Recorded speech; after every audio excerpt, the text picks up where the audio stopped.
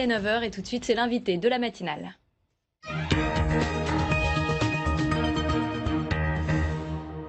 Philippe Vigier, bonjour. Bonjour. Vous êtes président du groupe UDI à l'Assemblée nationale. Bernard Cazeneuve doit donc prononcer son discours de politique générale cet après-midi. Qu'est-ce que vous en attendez ? Écoutez, normalement, lorsqu'il y a un nouveau Premier ministre, il y a un nouveau cap politique. Or, on sait très bien que nous ne sommes pas dans cette situation-là. Et Bernard Cazeneuve est Premier ministre parce que Manuel Valls a décidé de partir en campagne pour les primaires du Parti socialiste après le renoncement de François Hollande. Moi, je vais dire simplement à Bernard Cazeneuve qu'il y a des chantiers devant lui. Et sur ces chantiers, d'ailleurs, c'est exactement ce que je lui ai dit mercredi dernier lorsque je lui ai posé une question. Par exemple, le Brexit.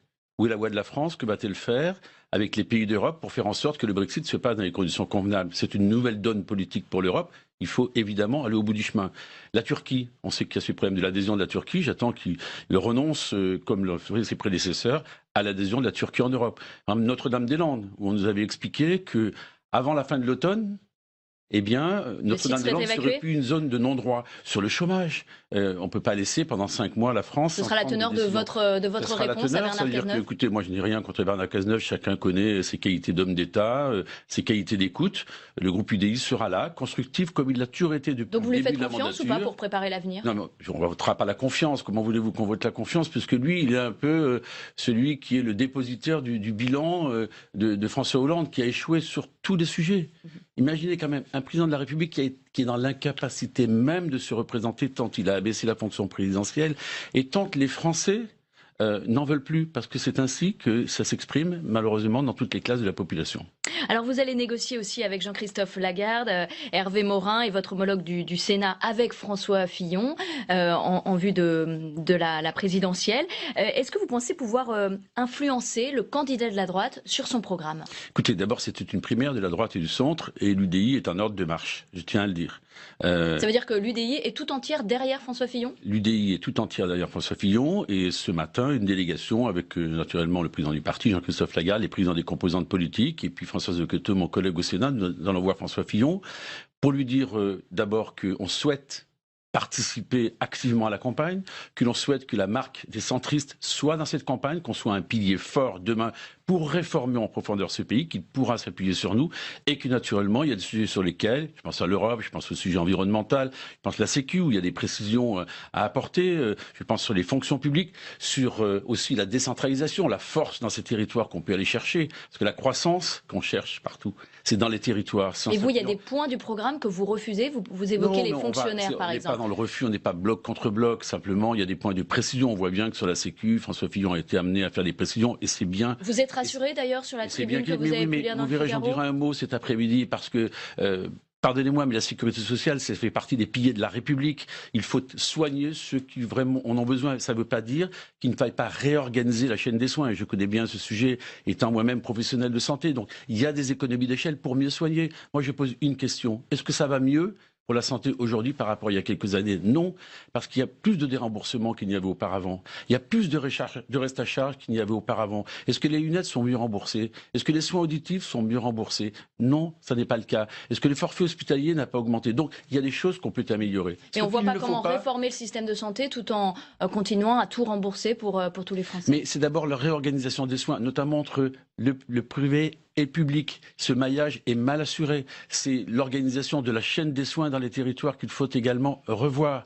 C'est évidemment, si nous sommes dans cette situation-là, c'est parce qu'on a un chômage de masse. Et comme il y a un chômage de masse, il y a moins de cotisations sociales. Et comme il y a moins de cotisations sociales, il y a un déficit. Parce que Marisol Touraine, c'est vrai qu'il y a moins de déficit pour la Sécu. Vous voyez, il faut savoir reconnaître. On était à 30 milliards en 2012. Là, on est à quelques milliards. Je dis quelques milliards. Pourquoi ? Parce qu'elle passe sous silence les 6,5 milliards des régimes spéciaux de retraite. Elle passe sous silence le fonds de solidarité vieillesse. Le fonds de solidarité vieillesse à hauteur de 4 milliards. Elle passe sous silence le fait qu'il y a 1 milliard de déficit dans les hôpitaux. Ce sont des bouts de chandelle dans les hôpitaux. Mais de gros efforts ont été faits sous le quinquennat, vous le reconnaissez. Oui, il y a des efforts qui ont été faits, mais il y a eu des remboursements qui ont été faits. Il y a des médicaments pendant le traitement du cancer qui ont été supprimés. Vous vous rendez compte ce que ça peut représenter? Et puis pour 2017...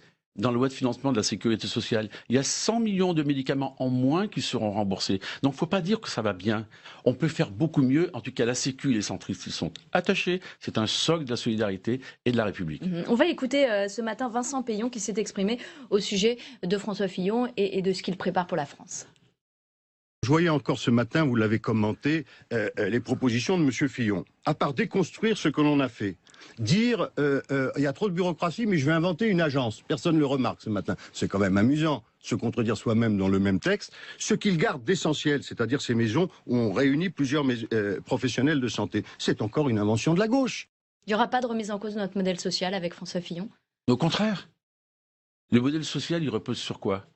Il repose sur un socle majeur, c'est le plein emploi. Est-ce que les Français sont en plein emploi? François Hollande, et ça c'est une marque indélébile qu'il porte au front, c'est 1 million de chômeurs de plus. Et à partir de là, c'est moins d'argent dans les caisses et moins de solidarité. Donc, 1 million de chômeurs, c'était aussi le bilan de la droite avant l'arrivée de François Hollande au pouvoir. Oui, avec une crise financière de 2008, dont vous me raccorderez quand même qu'elle était beaucoup plus importante que ce qu'on a pu vivre ces dernières années. Puis quant à Vincent Peillon, dont on voit bien que si je prenais une image sportive, c'est le remplaçant qui arrive. Vous voyez, on va le chercher, on le met dans le match pour essayer de contrer Manuel Valls. Moi, j'ai pas oublié sa réforme. Vous savez, sur les TAP, les temps d'activité partagés dans les écoles. Est-ce que ça va mieux? Où en est le bilan? Combien ça coûte? Est-ce que les enfants bénéficient de ces temps d'activité partagés? Certainement pas. Et en plus, les enseignants ont très mal accepté cette réforme. Vincent Peillon, après 2 ans de retrait de la vie politique, essaye de faire un match. J'ai peur qu'il soit de courte durée pour lui. On parlait des discussions entre l'UDI et François Fillon qui vont avoir lieu ce matin. Il y aura bien évidemment des discussions autour des circonscriptions. Combien de députés espérez-vous dans une éventuelle future majorité Écoutez, moi, de François deux choses, Fillon? c'est qu'à l'Assemblée comme au Sénat, tous les centristes se réunissent dans un seul groupe parlementaire. Parce que si nous sommes réunis, nous serons plus forts. Et deuxièmement, naturellement, que nous soyons beaucoup plus nombreux. Écoutez, il y a des circonscriptions de gauche dans lesquelles on va intelligemment, avec les Républicains, choisir les meilleurs candidats, femmes et hommes, de manière à demain à siéger à l'Assemblée. Je vais pas. Vous espérez qu'il y en ait plus que lors de ce quinquennat? Absolument. Puis je ne vais pas lancer des chiffres, parce qu'après, tout de suite, ces chiffres vont tout être envoyés. Si on va discuter, eh bien, entamons le dialogue. Et je suis persuadé qu'on trouvera les chemins. Est-ce que vous ne craignez pas de connaître un peu le même sort que les écologistes sous François Hollande? Non, nous serons exigeants, loyaux, solides dans la réforme, parce qu'on voit bien que ce pays, il va falloir le réformer en profondeur, faire de la pédagogie, expliquer encore. Donc si vous vous engagez, c'est pour tout le quinquennat? Absolument. Écoutez, on n'est pas là pour faire un engagement comme cela à la carte. Non, la vie politique, c'est trop sérieux. Le pays va trop mal pour qu'on soit dans la politique politicienne ou l'esprit de boutique tous les jours. Pourtant, il y a des problèmes au sein de l'UDI. Vous appartenez au nouveau centre qui a changé de nom ce week-end, qui s'appelle désormais les centristes. Qu'est-ce qui se cache véritablement derrière ce changement de nom? Simplement, parce qu'au-delà du nouveau centre, il y avait des bâtisseurs, les idées.fr de Louis Giscard d'Estaing, des hommes et des femmes. Il y a des radicaux également qui sont là. C'était la volonté que cette famille politique change simplement de nom pour montrer qu'elle comptait dans l'UDI. En tout cas, moi, je suis heureux d'une chose. Il y avait quand même une menace de sortir de l'UDI. J'ai passé quelques jours à faire de la pédagogie, à expliquer que l'émiettement conduirait nulle part. On ne peut pas avoir la volonté de réformer en profondeur la France et de l'autre côté de s'éclater pour des querelles internes ou des problèmes de boutique. Il y a une nouvelle gouvernance autour du président Jean-Christophe Lagarde. D'ailleurs, tout à l'heure, nous irons voir François Fillon tous ensemble. On se voit, vous voyez, je ne révèle aucun secret, mais on déjeune ensemble à midi. On va se voir de façon très, très régulière pour avancer ensemble, qu'il y ait de la collégialité. En tout cas, moi, je serai exigeant pour qu'il y ait de la collégialité. Mais à partir de là, si on veut jouer pleinement notre rôle dans l'alternance, on se doit d'être unis, on se doit d'être solide. Puis pardonnez-moi, Jean-Luc Borloo a construit cette maison, c'est pas pour la casser 4 ans après. Jean-Christophe Lagarde est donc prêt à accepter les 8 conditions posées par le nouveau centre? Les conditions, c'est parce que c'est des conditions pour que ça marche. Voilà, tout simplement. Donc plus de collégialité, en tout cas dans les décisions. C'est vrai qu'il était trop autoritaire. Vous savez, c'est important, mais l'essentiel, c'est ce qui va se passer dès tout à l'heure, puisqu'on voit François Fillon, qu'on montre un visage uni, qu'on montre que l'on est porteur de messages, qu'on va être une valeur ajoutée dans cette campagne. François Fillon est très marqué sur le flanc droit. L'espace du centre, c'est nous qui avons vocation à l'occuper. C'est là où il y a nos valeurs, notre culture, notre histoire, et surtout ce que nous sommes en capacité d'apporter. Je disais tout à l'heure sur l'Europe. On ne va pas balayer l'Europe d'un revers de main. Cette Europe, il faut une nouvelle Europe. Une Europe qui protège, une Europe qui innove, une Europe génératrice d'emplois. Qui parle de l'Europe si nous ne le faisons pas? Sur l'environnement, le Grenelle de l'environnement qu'a porté Jean-Luc Borloo, avec la transition énergétique, je dis bien intelligente, on peut être créateur d'emplois, on peut être facteur de croissance. Donc il y a beaucoup de sujets sur lesquels nous serons présents et on le dira avec force. Est-ce que ce centre fort, il inclut François Bayrou? François Bayrou est au centre, nul ne peut le contester. Lui, quelque part, son chemin n'est pas toujours tout à fait rectiligne, mais il aura à se prononcer. Je crois qu'ils se sont parlé avec François Fillon. Et je suis pas du tout inquiet sur le fait qu'il veuille tirer un but contre son camp. Je suis persuadé qu'il participera à un moment ou à un autre à la construction de la victoire. Vous pensez qu'il ne sera pas candidat à l'élection présidentielle? C'est son choix. Je ne suis pas là. Je ne suis pas son porte-parole. Je ne suis pas là pour répondre. Mais simplement, si on veut réconcilier, il faut aussi apaiser. Et apaiser, c'est faire en sorte que tous les centristes, à un moment ou à un autre, se retrouvent, notamment comme ils le font au Sénat, dans un même groupe parlementaire.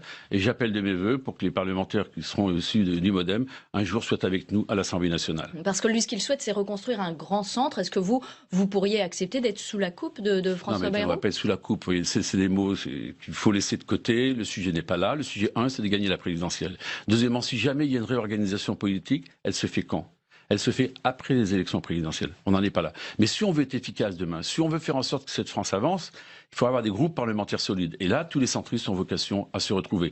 Ou alors, expliquez-moi pourquoi, au Sénat, ils se sont retrouvés, et ça marche, et à l'Assemblée, on n'aurait pas vocation à le faire. Alors, et je pense qu'il faut être cohérent. Vous parlez de rassemblement. On va écouter Ramayad, qui, elle, est candidate pour le centre à l'élection présidentielle.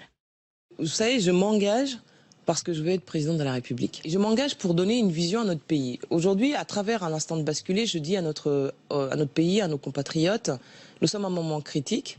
Nous pouvons basculer du côté de la force obscure comme bien d'autres pays. Regardez ce qui s'est passé en Italie, ce qui s'est passé aux États-Unis ou en Grande-Bretagne. Souvenons-nous qui nous sommes, justement, pour ne pas commettre l'irréparable. Est-ce que vous pourriez faire confiance à Ramayad? Ramayad a quitté l'UDI, elle n'est plus avec nous. Elle fait un chemin seule, c'est une femme de qualité, intelligente. C'est une centriste. Oui, elle avait rejoint la famille UDI lorsqu'elle avait accompagné Jean-Louis Borloo. Là maintenant, tant pis pour elle, elle a perdu au Parti radical. C'est Laurent Hénart qui est le président du Parti radical. Il faut être aussi légitimiste. Donc là, elle essaye de se frayer un chemin seul. La politique, c'est pas une aventure isolée. La politique, c'est avant tout de travailler ensemble, d'avoir des idées, des projets et manifestement de porter un projet important pour le pays. Vous lui tendez la main, vous lui dites de vous rejoindre aujourd'hui? Non mais si elle a décidé d'être candidate aux élections présidentielles, comment voulez-vous qu'on puisse l'arrêter? C'est un peu comme Henri Guénaud, vous ne pouvez pas l'arrêter non plus. Sauf les 500 signatures. En plus, elle a les trouver. Son problème, en tout cas, elle ne peut pas se revendiquer de l'UDI. Il y a l'état d'urgence qui doit être débattu et soumis au vote des députés aujourd'hui à l'Assemblée. Est-ce que vous voterez pour une 5e prolongation de cet état d'urgence jusqu'en juillet prochain? Comme vous venez de dire, 5e prolongation. Donc ça fait plus de 14 mois qu'on est en état d'urgence. On va avoir un débat en réunion de groupe tout à l'heure. Le Conseil d'État a émis des limites, comme vous le savez, sur le fait que laisser pendant plus de 12 mois en assignation à résidence, c'est très long. On va avoir cette interrogation-là. On la portera avec exigence. Je sais qu'il y a un amendement qui est porté par le président de la Commission des lois, Dominique Raimbourg, de l'Assemblée, également au Sénat. Il y a eu un débat sur ces thématiques-là et Michel Mercier est porteur d'un amendement. Vous savez, c'est toujours l'équilibre entre à la fois avoir des dispositions efficace pour lutter contre le terrorisme et en parallèle, évidemment, cette sacro-sainte liberté à laquelle nous sommes très attachés, notre famille politique. Donc, je vous le dirai un peu plus tard dans la journée, parce qu'on aura un débat ouvert, comme nous l'avons toujours au sein du groupe UDI, et à partir de là, il y aura une position majoritaire. Il y a peut-être, en cas d'alternance, la future majorité qui écopera de cet état d'urgence, qui durera jusqu'en juillet prochain. Est-ce que vous pensez qu'elle arrivera à en sortir de cet état d'urgence? On a l'impression qu'on est coincé. Quand on dit état d'urgence, c'est pour des situations d'urgence. Même si le terrorisme est là, il faudra que l'arsenal législatif du Code de procédure pénale permettent d'aller plus loin. On voit bien qu'il y a des... Ça veut dire qu'aujourd'hui, il n'est pas suffisant? Il n'est pas suffisant. Il y a encore des trous dans la raquette, des méthodes d'investigation et des moyens d'investigation pour les juges, pour les policiers, qu'il faut également renforcer, en veillant, bien entendu, au respect des libertés individuelles. Mais on ne peut pas rester pendant 3 ans, 4 ans en état d'urgence. Ça n'a pas de sens. Comme l'a très bien dit Jean-Marc Sauvé, le Premier vice-président du Conseil d'État, l'état d'urgence, c'est pour une période donnée. Ça ne peut pas se prolonger dans le temps comme cela sans évoluer. Valérie Pécresse propose un état de haute sécurité parce qu'elle dit que c'est moins anxiogène que l'état d'urgence. En fait, c'est de nouveaux habits pour un même état. Urgence, on pense à urgence médicale. Urgence, c'est toujours un mot quand même très fort. Ce qui est évident, c'est que nous sommes en guerre. C'est juste une question de sémantique. Et que la France, comme l'Europe, et une grande partie du monde est en guerre contre le terrorisme. Face à cela, il faut qu'on ait un arsenal avec des moyens humains et matériels d'investigation, policiers et gendarmes, l'armée bien sûr, mais également un arsenal judiciaire à renforcer. Merci Philippe Vigier d'avoir été avec nous ce matin, président du groupe UDI à l'Assemblée nationale, et très bonne journée à vous. Merci beaucoup.